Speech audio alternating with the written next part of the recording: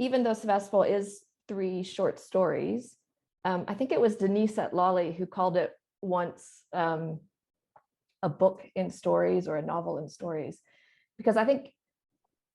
yeah, you could read each of them individually and they stand alone on their own just fine. But I think there is something that you take away from reading all 3 of them together almost as a novel. And I think that's a pretty cool thing that Emilio's done to sort of create this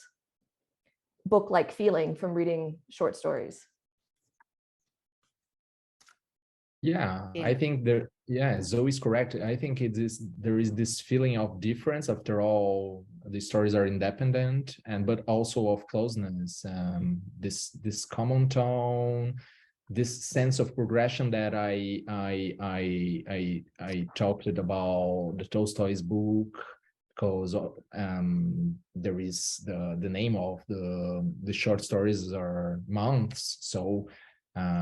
it implies a sense of progression and a kind of recurring syntax and vocabulary, and this was very important in the translation, I think, because, for example,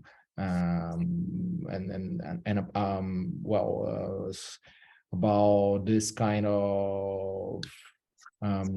scenes or details that I mentioned in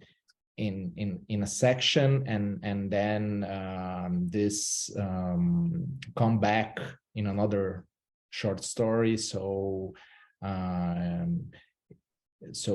think it was like a kind of challenging for the translator also to use like sometimes like the same word for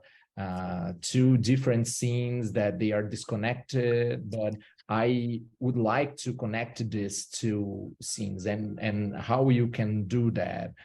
using like the same structure, the same syntax, the same sometimes the same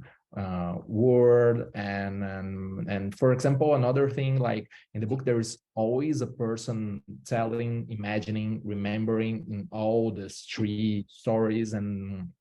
the story that is told, imagined, invented takes the lead and winds up acting as a kind of commentary on the main story and on the book as well. So I think this kind of story that fold, it was, I think, a challenge for Zoe, isn't it? Zoe, what do you think about like this kind, maintain this kind of cohesion in the book? Yeah, no, and that's why I was saying earlier that it was so nice to have that amount of time, because I could sort of try to keep track of those Easter eggs that kept popping up, and try and,